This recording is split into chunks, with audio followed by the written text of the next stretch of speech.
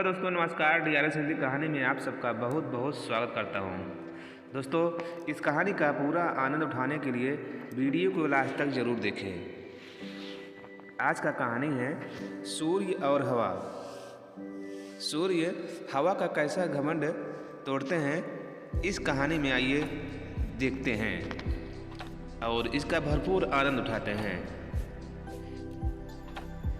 कभी किसी को घमंड अपने पे नहीं करना चाहिए, ये सूर्य भगवान हवा को समझा दिए हैं।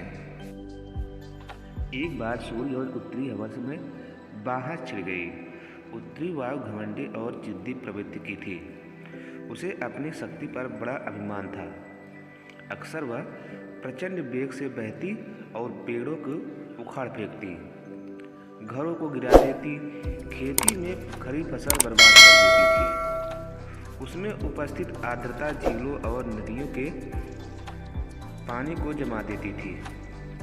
बहस करते हुए वह सूर्य से बोली, मेरी शक्ति के सामने किसी का जोर नहीं चलता।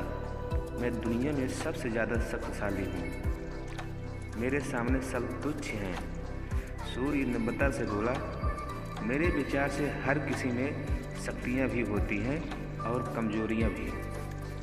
इसलिए कोई खुद के सबसे शक्तिशाली होने का दावा नहीं कर सकता।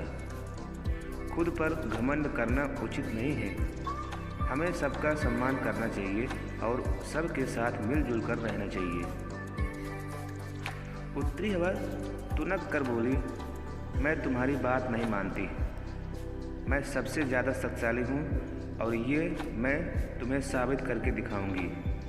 ऐसी बात है तो अपनी ताकत साबित करने के लिए तैयार हो जाओ।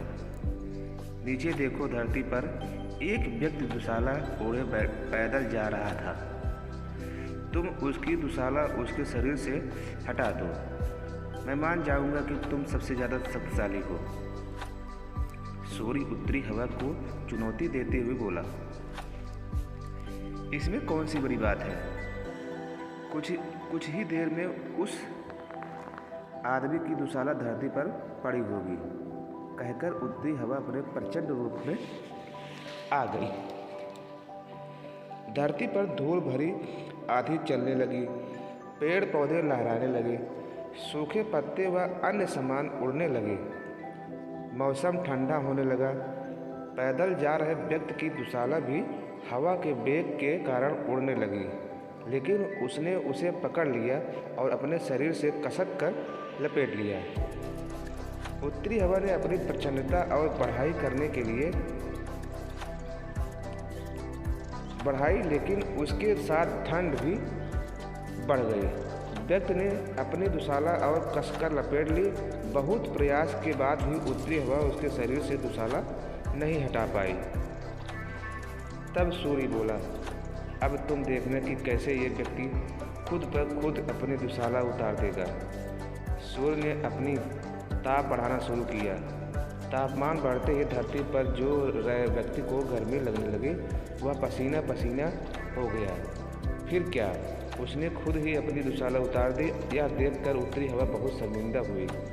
अपने घमंड के कारण उसे सूर्य के सामने नीचा दिखना पड़ा। उस दिन